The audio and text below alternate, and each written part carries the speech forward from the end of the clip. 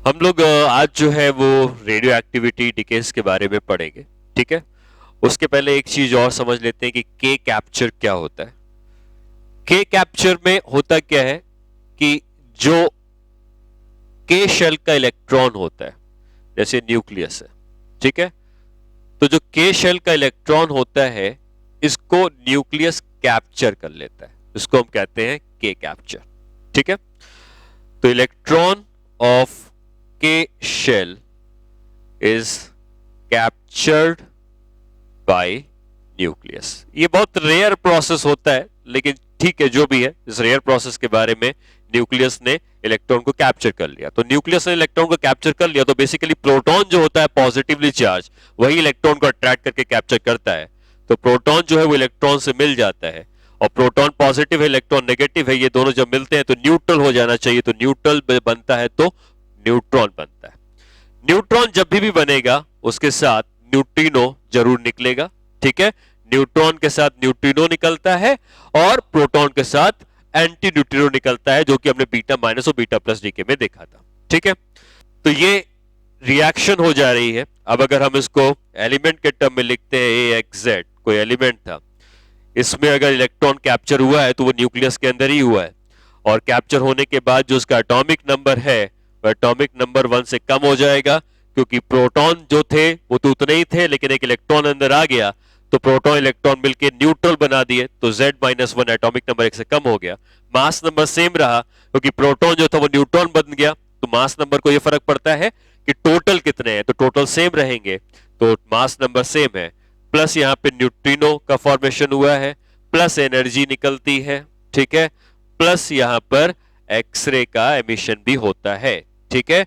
X ray भी इसके साथ साथ पैरेलली निकलती है, क्योंकि एक्सरे तब निकलती है जब इलेक्ट्रॉन एक ऑर्बिट से दूसरे ऑर्बिट में जाता है। यहाँ पे इलेक्ट्रॉन ऑर्बिट बदल रहा है, चाहे चाहे न्यूक्लियस के अंदर भले ही जा रहा हो, लेकिन ऑर्बिट चेंज हुई है, तो एक्सरेस का भी एमिशन होता है। ठीक है। इसको हम लोग के कैप्चर कहते हैं। नेक्स्ट समझते हैं न्यूक्लियर स्टेबिलिटी क्या है। न्यूक्लियर स्टेबिलिटी में जो न्यूक्लियस होता है इसकी स्टेबिलिटी इस बात पर डिपेंड करती है कि बाइंडिंग एनर्जी पर न्यूक्लियॉन कितनी है। लेकिन ये जब हमने इसका एक्सपेरिमेंट से देखा और समझा, तो ये पाया कि ये न्यूट्रॉन एंड प्रोटॉन जो न्यूक्लियस के अंदर हैं, इसी से बाइंडिंग एनर्जी या इसी से स्टेबिलिटी डिफाइन की जाती है। होता क्या है कि न्यूक्लियस के अंदर जो प्रोटॉन्स हैं वो सिमिलर चार्ज पार्टिकल एक दूसरे को रिपेल करते हैं और न्यूक्लियस से बाहर निकलना चाहते हैं। ठीक है। तो प्रोटॉन जैसे जैसे बढ़ते जाते हैं तो न्यूक्लियस की स्टेबिलिटी घटने लगती है। तो जितने हाई एटॉमिक नंबर वाले होते हैं एलिमेंट्स, उसमें प्रोटॉन्स कम होते हैं और न्यूट्रॉन्स ज्यादा होते हैं, जिससे कि कम प्रोटॉन होंगे तो रिपल्शन कम होगा, और रिपल्शन कम होगा तो स्टेबिलिटी को बढ़ाया जा सकता है। तो अगर हम एक ग्राफ बनाते हैं डिफरेंट एलिमेंट्स के लिए, ठीक है, यहां पर है न्यूट्रॉन एंड प्रोटॉन का जो रेशियो है उसका ग्राफ बना रहे हैं। ठीक है। या यहां पे न्यूट्रॉन्स है, लेट्स से ये न्यूट्रॉन के नंबर है, और हम लोग यहां पे लेते हैं प्रोटॉन का नंबर। तो जो ग्राफ बनता है तो वो पहले तो स्ट्रेट लाइन बनता है, क्योंकि छोटे एलिमेंट्स के लिए ये दोनों जनरली बराबर होते हैं, लेकिन जैसे जैसे न्यूक्लियस के अंदर प्रोटॉन बढ़ते रहते हैं, स्टेबिलिटी कम होने लगती है, तो ये ग्राफ यहां से डेविएट कर जाता है। तो अगर ये ग्राफ सीधा जाता तो इस ग्राफ का मतलब होता कि न्यूट्रॉन एंड प्रोटॉन का जो रेशियो है वो 1:1 होता। लेकिन एक्चुअली स्टेबिलिटी जो पाई जाती है ये पाई जाती है हाई एलिमेंट्स के लिए, जब न्यूट्रॉन प्रोटॉन का रेशियो लगभग 1.6 होता है। मतलब न्यूट्रॉन प्रोटॉन से जब ज्यादा होते हैं तब न्यूक्लियस ज्यादा स्टेबल होता है, क्योंकि प्रोटॉन रिपल कर रहे हैं तो प्रोटॉन कम हो जाते हैं, न्यूट्रॉन रिपल नहीं करेंगे तो वहां पर न्यूक्लियस की स्टेबिलिटी बढ़ती है। ठीक है। तो ये ऑप्टिमम रेशियो है स्टेबिलिटी का, और यहां पर जो भी एलिमेंट्स होंगे ये ज्यादा स्टेबल होंगे। ठीक है। तो इसको हम कह सकते हैं लाइन ऑफ स्टेबिलिटी या कर्व ऑफ स्टेबिलिटी, एक ही बात है, ये स्टेबिलिटी के बारे में बता रहा है। अब अगर यहां पे कुछ न्यूक्लियस है तो क्या यहां पे न्यूट्रॉन और प्रोटॉन का जो रेशियो है 1.6 से भी ज्यादा है? बहुत ज्यादा जब भी हो जाता है तब भी न्यूक्लियस अनस्टेबल हो जाता है, और जब बहुत कम हो जाता है तब भी न्यूक्लियस अनस्टेबल होता है। मतलब अगर रेशियो 1.6 के पास पास है तब वो स्टेबल न्यूक्लियस कहा जाएगा, लेकिन अगर रेशियो 1.6 से ज्यादा हो जाता है या रेशियो 1.6 से कम हो जाता है तो ये भी अनस्टेबल हो जाते हैं। ठीक है, तो यहां पे जो एलिमेंट्स हैं इसके लिए आप कहोगे कि न्यूट्रॉन और प्रोटॉन का रेशियो 1.6 से भी ज्यादा है, तो जो न्यूट्रॉन्स हैं वो किसमें है, एक्सेस में है। हमने पढ़ा था beta minus decay and beta plus decay. मैंने आपको बताया था कि जब न्यूट्रॉन्स एक्सेस में होते हैं तो न्यूट्रॉन प्रोटॉन में कन्वर्ट होते हैं, साथ साथ इलेक्ट्रॉन निकलता है, और उस डीके को हम कहते हैं बीटा माइनस डीके। मतलब इधर के जो एलिमेंट्स होंगे जिनके पास न्यूट्रॉन एक्सेस में है वो बीटा डीके करते हैं। ये जो है ये स्टेबिलिटी लाइन के बिलो है। बिलो मतलब इनके पास इस रेशियो में जो न्यूट्रॉन होने चाहिए थे वो नहीं है, प्रोटॉन बढ़ गए हैं इसलिए इधर आ गया है। हम कहेंगे ये जो है ये प्रोटॉन आर इन एक्सेस है, और अगर प्रोटॉन एक्सेस में है तो ये भी अनस्टेबल है, और ये अपनी स्टेबिलिटी को बढ़ाने के लिए प्रोटॉन को घटाएगा, न्यूट्रॉन को बढ़ाएगा, और जब प्रोटॉन न्यूट्रॉन में कन्वर्ट होता है तो वो पॉजिट्रॉन भी बनाता है, जो हमने पढ़ा था बीटा प्लस डीके में। ठीक है, तो इधर के एलिमेंट्स बीटा प्लस डीके करते हैं, इधर के एलिमेंट बीटा माइनस डीके करते हैं, और जो लाइन ऑफ स्टेबिलिटी में होते हैं हम कहते हैं कि ये सबसे ज्यादा स्टेबल न्यूक्लियस कहे जाएंगे। ठीक है, अब अगर ये न्यूक्लियस डीके कर रहे हैं तो जैसे हम लोगों ने रेडियो एक्टिव डीके के बारे में पढ़ा हुआ है, इस रेडियो एक्टिव डीके में हम लोगों ने alpha decay, beta minus decay, beta plus decay, सारे डीके पढ़े। तो अब इसका जो न्यूमेरिकल प्रॉब्लम्स जो इसके ऊपर बनती हैं वो हमें समझनी है। ठीक है, तो होता क्या है कि जो अनस्टेबल न्यूक्लियस होता है वो डीके होके स्टेबल न्यूक्लियस में कन्वर्ट होने की कोशिश करता है, चाहे वो अल्फा डीके से करे या बीटा माइनस से करे या बीटा प्लस से करे।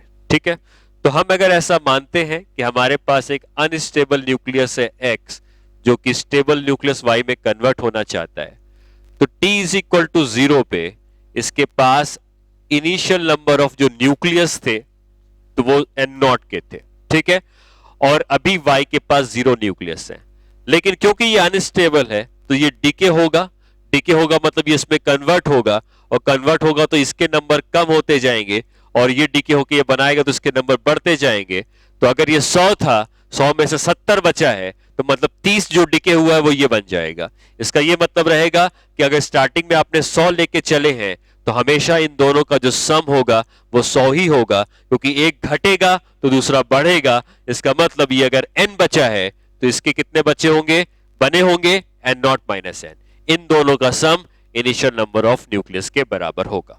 ठीक है, तो हम ये क्या कह रहे हैं यहाँ पे, n0 जो है ये initial number of nuclei of x है। ठीक है, n जो है ये number of nuclei of x remains after time t। Time t के बाद x के इतने नंबर ऑफ न्यूक्लियस बचे हुए हैं, तो डीके कितने हुए हैं, n0 माइनस n। स्टार्टिंग में इतने थे, बचे इतने हैं, तो n0 माइनस n जो है ये है number of nuclei of x जो कि डीके हुए। ठीक है, तो आपको जो भी रेडियो एक्टिव डीके हो रहा है उसमें x का न्यूक्लियस y में कन्वर्ट हो रहा है, साथ में बीटा माइनस होगा तो इलेक्ट्रॉन निकलेगा, बीटा प्लस होगा तो पॉजिट्रॉन निकलेगा, अल्फा डीके होगा तो अल्फा पार्टिकल निकलेगा। साथ में क्या निकल रहा है इससे हमें फर्क नहीं पड़ता है, लेकिन x का न्यूक्लियस जब y में कन्वर्ट हो रहा है तो स्टार्टिंग में हम इतना लेके चले थे, टाइम t के बाद इतना बचता है।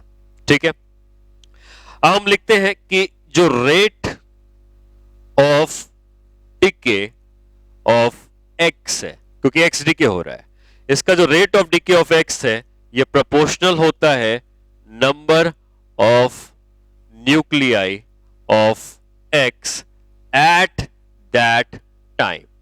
मतलब जो x डीके हो रहा है वो किस रेट से डीके हो रहा है।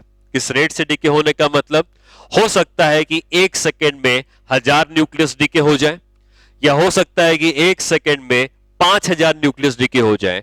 तो कितने न्यूक्लियस पर सेकेंड डीके हो रहे हैं ये rate of DK of x है। तो x के कितने न्यूक्लियस पर सेकेंड डीके हो रहे हैं किसी भी समय, वो इस बात पे डिपेंड करेगा कि उस समय उसके पास कितने नंबर ऑफ न्यूक्लियस थे। फॉर एग्जाम्पल, अगर ये नंबर ऑफ न्यूक्लियस 1 करोड़ थे तो हो सकता है कि 1 सेकेंड में 1 लाख डीके हो जाते। लेकिन अगर वही नंबर घट के 50 लाख हो गए तो अब 1 सेकंड में 50,000 ही डिके होंगे। अब ये नंबर घट के अगर 1 लाख हो गए तो 5,000 ही डिके होंगे। तो 1 सेकंड में जो डिके हो रहे हैं वो नंबर कांस्टेंट नहीं है। जितने ज्यादा न्यूक्लियस इसके पास होंगे उतने ज्यादा न्यूक्लियस उस समय उसके डिके भी हो रहे होंगे। तो हमने ये लिखा है कि rate of decay of X is proportional to the number of nuclei of X at that time. कितने न्यूक्लियस हैं उस समय उसके प्रोपोर्शनल होता है rate of decay of X. ठीक है, तो अब यहां पे क्या लिख सकते हैं, rate of decay of X का मतलब minus of D N by D T, क्योंकि एन का नंबर जो है वो चेंज होता जा रहा है। तो इतने न्यूक्लियस पर सेकेंड डिके हो रहे हैं। माइनस साइन मैंने क्यों लगाया है, क्योंकि ये डिके जो हो रहा है इससे एक्स के जो न्यूक्लियस है वो कम होते जा रहे हैं, बढ़ नहीं रहे हैं। जब बढ़ते हैं तो हम उसका रेट पॉजिटिव लिखते हैं, जब घटते हैं तो रेट नेगेटिव लिखते हैं। क्योंकि एक्स के न्यूक्लियस घटते जा रहे हैं तो इसको हम लिखेंगे minus of D N by D T. और ये rate of decay of X proportional है number of nuclei of X at that time. तो इस समय अगर इसके पास एन न्यूक्लियस है तो rate of decay of x इसके प्रोपोर्शनल होता है। ठीक है, और अगर हम प्रोपोर्शनलिटी कांस्टेंट यहां से हटा देते हैं तो हमें प्रोपोर्शनलिटी हटाते हैं तो कांस्टेंट रखना पड़ेगा। तो हम यहां पे लिखेंगे minus of D N by D T is equal to lambda into N.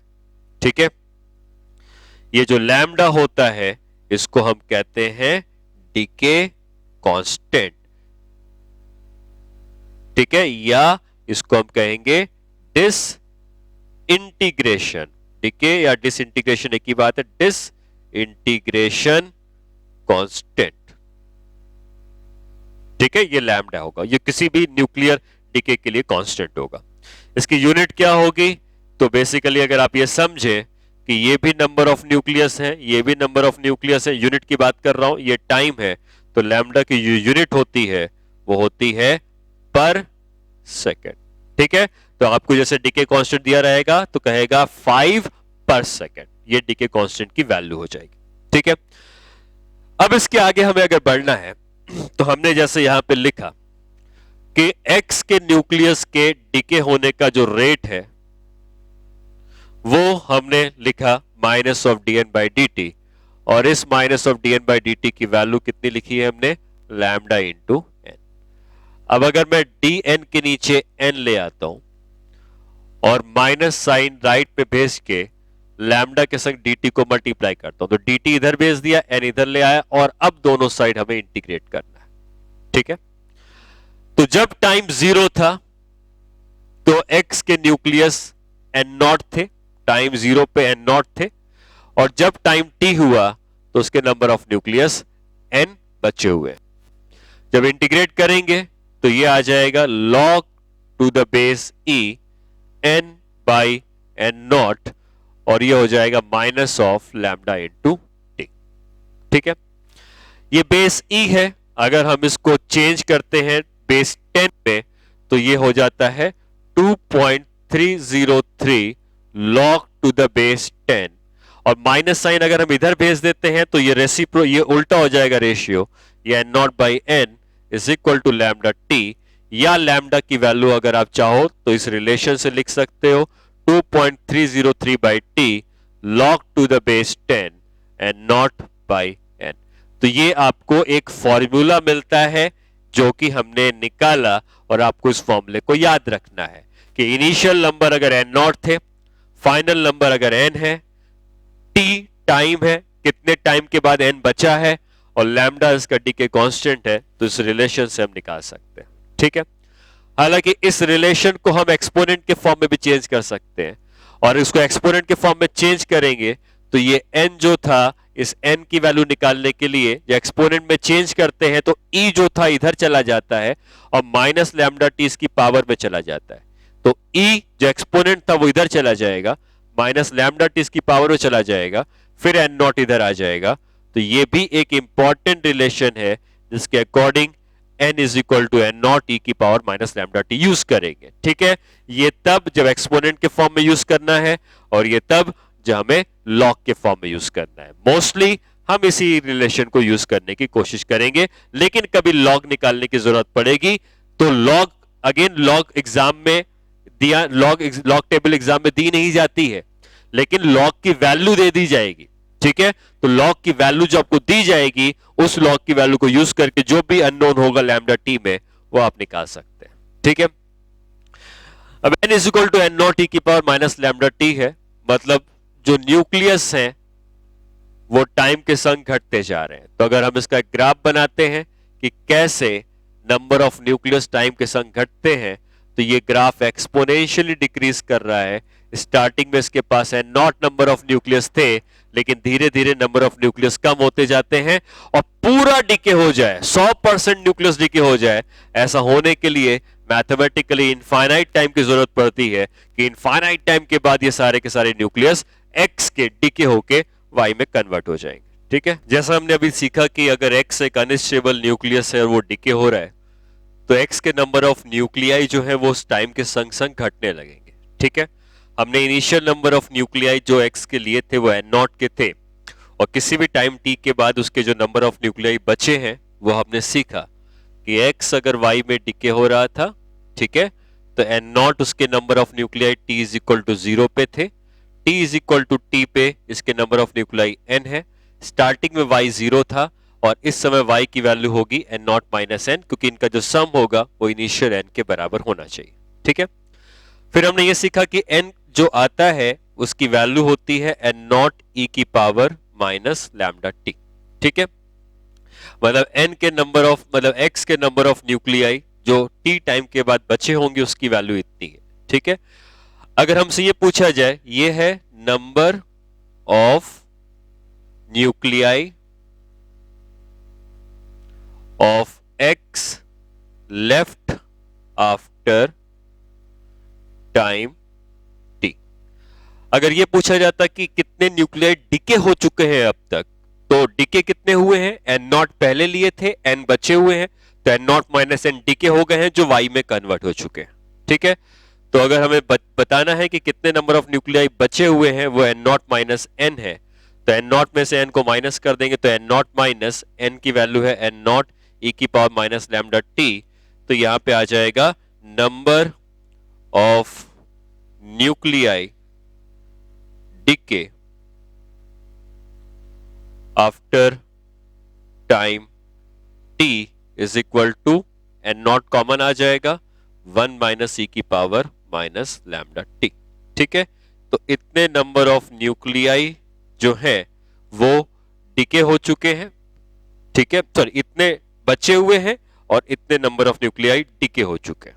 ठीक है, अब यहां पर हमें एक और चीज सीखते हैं जिसको हम कहते हैं हाफ लाइफ।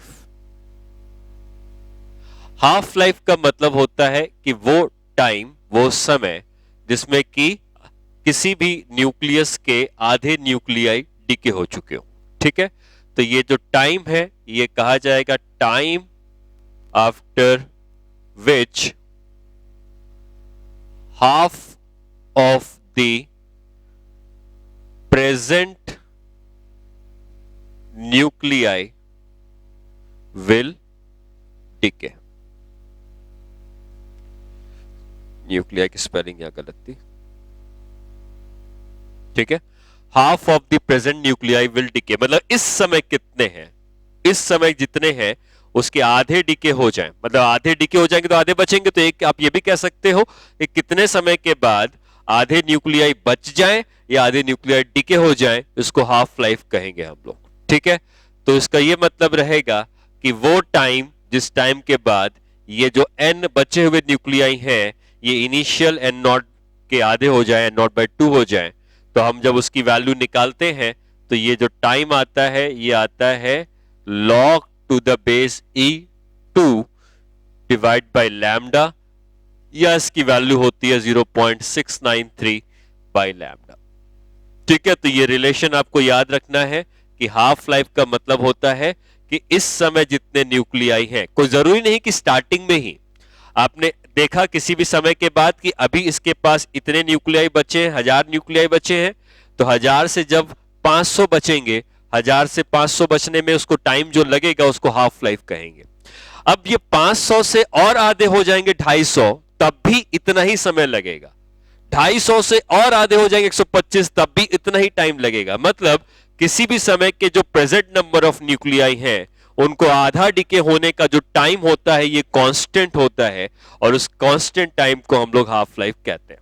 ठीक है, मतलब अगर आपने initial number of nuclei N nought लिए हैं तो एक हाफ लाइफ जब बीत जाएगी तो जो डिके होंगे वो एन नॉट बाई टू होंगे, जो बचेंगे वो भी एन नॉट बाई टू बचे होंगे। तो ठीक है, इस समय इतने बचे हुए हैं। अब इसमें से और आधे डिके हो जाएंगे तो एन नॉट बाई फोर बचेंगे, और इतना होने में भी जो समय लगेगा वो भी हाफ लाइफ लगेगा। ठीक है, फिर एक हाफ लाइफ अगर और बीत जाएगी तो अब जो प्रेजेंट नंबर ऑफ न्यूक्लियस होंगे वो एन नॉट बाई एट हो जाएंगे। तो आप देख सकते हो एक हाफ लाइफ के बाद एन नॉट अपॉन टू की पावर वन, दो हाफ लाइफ के बाद डेनोमिनेटर में टू की पावर टू, तीन हाफ लाइफ के बाद डेनोमिनेटर टी की पावर थ्री, और ऐसा करते करते अगर एन हाफ लाइफ बीत चुकी हैं, आफ्टर एन हाफ लाइफ्स, एक हाफ लाइफ, दो हाफ लाइफ, तीन हाफ लाइफ, ऐसे अगर एन हाफ लाइफ्स बीत चुकी हैं तो जो नंबर ऑफ न्यूक्लियस बचेंगे वो हो जाएंगे एन नॉट अपॉन टू की पावर एन। ठीक है, तो ये याद रखना है, आप एन नॉट से स्टार्ट करते हो, एन हाफ लाइफ के बाद जो नंबर ऑफ न्यूक्लियस बचेंगे इसकी वैल्यू होगी एन नॉट अपॉन टू की पावर एन। ये है number of nuclei of X left after N half lives. ठीक है, ये आपको रिलेशन याद रखना है। ओके, अब देखिए हाफ लाइफ तो हम डिफाइन करते हैं, लेकिन इसमें एक और चीज है जो याद रखनी है कि जो रेडियो एक्टिव डिके होता है, आप लोग केमिस्ट्री में पढ़ते हैं केमिकल काइनेटिक्स, उसमें ऑर्डर ऑफ डिके होता है।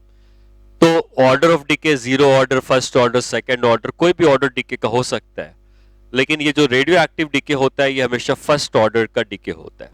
और फर्स्ट ऑर्डर के डिके की खास बात ये होती है कि अगर हम लोग ये हाफ लाइफ कैलकुलेट कर रहे हैं, मतलब आधा डिके होने के लिए जो समय है वो हम कैलकुलेट कर रहे हैं, तो 50% डिके अगर हो रहा है हाफ लाइफ में तो अगेन 50% और जब डिके होगा तो इतना ही समय लगेगा।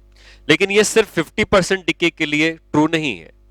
मान लो मैं कहता हूं कि कोई भी नंबर ऑफ न्यूक्लियस 10% डिके हो गए, तो 10% डिके होने में अगर कुछ समय लगा टी टाइम का, तो अब जो बचे हुए हैं वो जो फिर से 10% डिके होंगे तो अगेन वही टाइम टी का लगेगा, फिर से 10% डिके होंगे तो फिर से वही टाइम टी का लगेगा। तो जो परसेंटेज डिके है अगर वो फिक्स है, हाफ लाइफ में परसेंटेज डिके 50% का है कि 50% डिके हुए इतना समय लगा, फिर 50% डिके हुए इतना समय लगा। तो ये सिर्फ 50% के लिए ट्रू नहीं है, बल्कि किसी भी परसेंट के लिए ट्रू है। हो सकता है कि पहला जो 13% डिके हुआ उसमें 5 सेकंड लगा, तो अगला जो 13% डिके होगा उसमें भी अगेन उसको सेम टाइम लगता है। ठीक है, तो रेडियो एक्टिव डिके में ये इंपॉर्टेंट पॉइंट रहेगा कि percentage decay of present nuclei will always take same time। ठीक है, मतलब अगर मैं ऐसा कहता हूं कि हमारे पास स्टार्टिंग में जो है ये 100 न्यूक्लियस है, t इज इक्वल टू 0 पे मान लो 100 न्यूक्लियस लेके हम चले, अगर इसका 10% डिके हो गया, 10% डिके हो गया तो कितना बचेगा? 100 का 10% हटा देंगे तो कितना बचेगा? 90 बचेगा। तो अगर इसके पास 90 नंबर ऑफ न्यूक्लियस बचे हैं और उसको ऐसा होने में टाइम टी लगा, तो अब अगर फिर से 10% डिके हो जाए, ठीक है, तो 90 का 10% कितना होता है? 9 होता है। तो 90 में से 9 हटा देंगे तो कितना बचेगा? 81। तो अगर उसके पास फिर से 10% डिके होगा तो जो टाइम लगेगा वो फिक्स लगेगा। तो परसेंटेज डिके जो होते हैं अगर वो इक्वल होते हैं तो जो टाइम लगता है रेडियो एक्टिव डिके में वो हमेशा इक्वल लगता है। ठीक है, इस चीज को हम याद रखेंगे। दूसरा, हम ये भी समझते हैं कि जैसे हम लोगों ने जब रेडियो एक्टिव डिके पढ़ना शुरू किया तो मैंने आपको बोला कि x के न्यूक्लियस y में कन्वर्ट हो रहे हैं, t इज इक्वल टू 0 पे इसके पास n0 नंबर ऑफ न्यूक्लियस थे। मान लो t is equal to t1 में इसके पास n1 नंबर ऑफ न्यूक्लियस है, t is equal to t2 पे इसके पास n2 नंबर ऑफ न्यूक्लियस है। ये भी बन रहा होगा साथ साथ, ठीक है। और किसी भी समय जो x और y के नंबर ऑफ न्यूक्लियस का सम होगा वो हमेशा इनिशियल जो आप लेके चले तो उसके बराबर होगा, ये आपको पहले ही बता चुका हूं। तो हमने जैसे सीखा कि हम जब लिखते हैं n is equal to N naught E की पावर माइनस लैम्डा टी, इसका मतलब यह होता है कि टाइम t के बाद x के इतने न्यूक्लियस बचे हुए। अब आप स्टार्टिंग पॉइंट कोई जरूरी नहीं है, क्योंकि एन नॉट हम ले रहे हैं तो स्टार्टिंग पॉइंट हम जीरो ले रहे हैं। आप सेम इक्वेशन इन दो टाइम इंटरवल के लिए भी लगा सकते हो। इनके लिए जब लगाओगे तो ये फाइनल होगा या इनिशियल होगा। तो फाइनली हमारे पास N2 नंबर ऑफ न्यूक्लियस बचे हैं। इनिशियली हम N1 नंबर ऑफ न्यूक्लियस लेके चले थे, और ऐसा होने में जो टाइम बीता है, क्योंकि यहां से यहां तक T1 का टाइम बीता था, यहां से यहां तक टोटल T2 का टाइम बीता है, तो यहां से यहां पहुंचने में जो टाइम बीता है वो कितना होगा, T2 माइनस T1। तो आप इस रिलेशन को किसी भी दो टाइम इंटरवल के लिए भी यूज कर सकते हो। ये रिलेशन यूज हो रहा है t इज इक्वल टू 0 से t is equal to t तक, बट आप t1 t2 में यूज करना चाहते हो तो final nucleus n2 is equal to initial nucleus n1 e की पावर माइनस लैम्डा, इनके बीच में जो टाइम बीता होगा उसको आप यूज करोगे। ठीक है, एक क्वेश्चन करते हैं। Radio active sample as 6 into 10 to the power 8 nuclei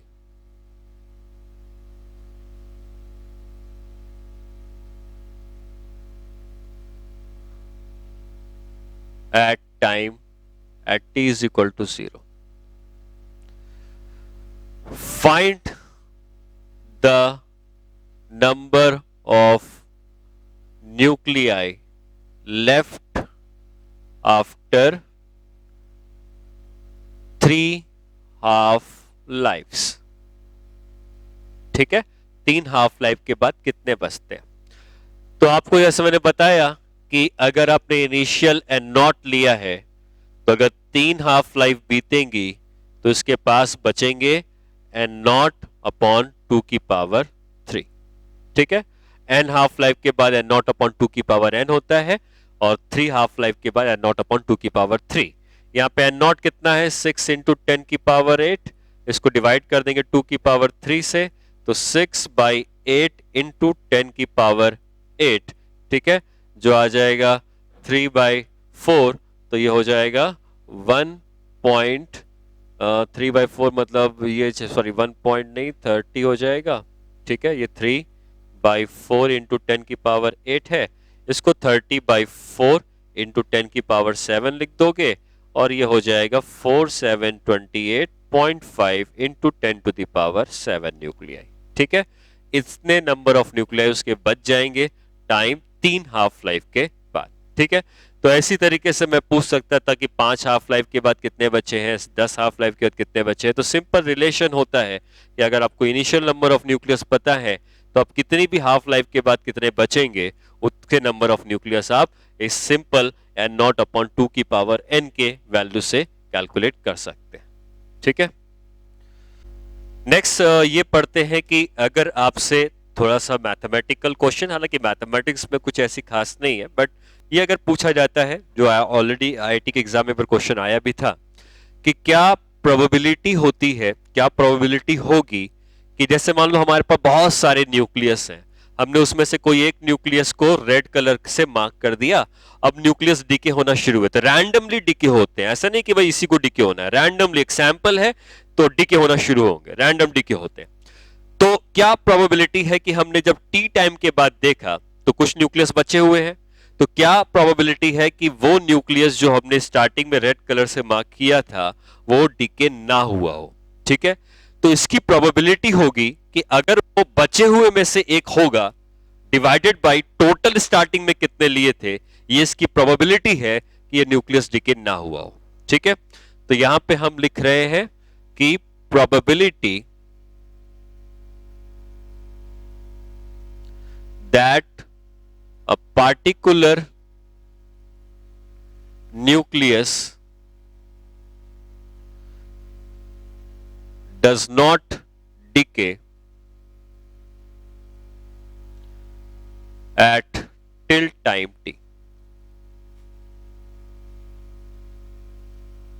ठीक है, तो इसकी जो प्रोबेबिलिटी होगी कि ये न्यूक्लियस डीके ना हो किसी भी टाइम टी तक, तो ये प्रोबेबिलिटी होती है कि ये जो है ये बचे हुए न्यूक्लियस में होना चाहिए कि number of nuclei left after time T divide by initial number of nuclei जो कि हमने सैंपल में लिया था।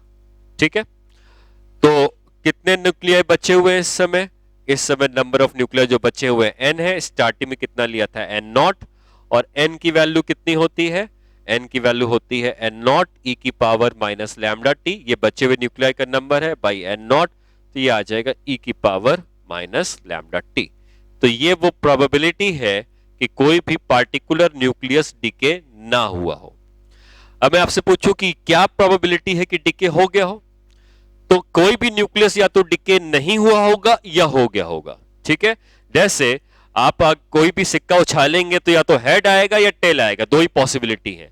अगर हेड आने की 50% प्रोबेबिलिटी है तो टेल आने की भी 50% प्रोबेबिलिटी है। अगर कहीं ऐसा होता कि हेड आने की 40% प्रोबेबिलिटी होती तो फिर टेल आने की 60% प्रोबेबिलिटी होती, तो दोनों का जो सम है वो हमेशा 100% रहता है। ठीक है, फ्रैक्शन में हम उसको 1 कहते हैं। मतलब अगर हेड आने का 0.5 चांस है तो टेल आने का भी 0.5 चांस है, दोनों का सम 1 होगा। तो अगर कोई न्यूक्लियस डीके ना हुआ हो उसकी इतनी प्रोबेबिलिटी है, तो अगर हमसे ये पूछा जाए कि probability that a particular nucleus decays, decay होने की क्या प्रोबेबिलिटी है, ना होने की इतनी है तो डीके होने की होगी 1 माइनस पी। टोटल हमेशा 1 होता है। ठीक है, तो 1 माइनस पी, और पी आपको पता है e की पावर माइनस लैम्डा टी निकाला है, तो ये उस न्यूक्लियस की डीके ना होने की प्रोबेबिलिटी। ठीक है, तो ये तरीका है जिससे हमें करना है। अब जो क्वेश्चन एक बार IIT JEE में आया था वो देख लेते हैं। Half life of sample is 10 days. Find the probability that a particular nucleus decays after 2 half lives. ठीक है, मतलब हमें यह प्रोबेबिलिटी निकालनी है कि पार्टिकुलर न्यूक्लियस डीके हो गया हो। इसमें हमसे यह कहा है कि particular nucleus decays after 2 half life. क्योंकि यहां पे हाफ लाइफ का समय हमको फिक्स है, पता है, तो हम जो हमने फॉर्मूला निकाला इसको नहीं यूज करेंगे, बल्कि हम ये कहेंगे कि t इज इक्वल टू 0 पे N nought number of nucleus थे, तो अगर एक हाफ लाइफ बीत जाएगी तो कितने बचेंगे, एन नॉट बाई 2, और एक और हाफ लाइफ बीत जाएगी तो कितने बचेंगे, एन नॉट बाई 4। ठीक है, तो स्टार्टिंग में हम इतना लेके गए, 2 हाफ लाइफ के बाद इतने बचे हैं, तो अगर हम प्रोबेबिलिटी निकालते हैं कि वो नॉट डीके है, डीके नहीं हुआ होगा, तो इन्हीं में से एक होना चाहिए। तो बचे हैं इतने, लिए गए थे इतने, तो ये हो जाएगा N nought by 4 by N nought, जो कि आ जाएगा 1 बाई 4। ये प्रोबेबिलिटी है कि वो अभी तक बचा हुआ है, डीके नहीं हुआ है। लेकिन हमसे पूछा है कि अगर डीके होने की प्रोबेबिलिटी निकालनी है तो ये होगा 1 माइनस नॉट डीके होने वाले की प्रोबेबिलिटी। तो नॉट डीके होने वाली प्रोबेबिलिटी कितनी है, 1 बाई 4। तो हम ये कह सकते हैं कि अगर वो डीके हुआ होगा तो उसकी प्रोबेबिलिटी 3 बाई 4 के इक्वल है। ठीक है, तो आज हम लोगों ने रेडियो एक्टिव डीके के बारे में पढ़ा, उनके बारे में पढ़ा कि नंबर ऑफ न्यूक्लियस कितने बचते हैं, किसी टाइम पर हाफ लाइफ क्या होती है। नेक्स्ट क्लास में हम लोग एक्टिविटी के बारे में पढ़ेंगे, जो actually rate of radioactive decay को ही कहते हैं, और फिर हम लोग उसके ऊपर भी कुछ प्रॉब्लम्स करेंगे, हाफ लाइफ के ऊपर भी और प्रॉब्लम्स आएंगी। ठीक है, बाद में हम लोग सक्सेसिव डिसइंटीग्रेशन पढ़ेंगे, पैरेलल डिसइंटीग्रेशन पढ़ेंगे। तो नेक्स्ट क्लास में हम इसके आगे का पार्ट कंटिन्यू करेंगे।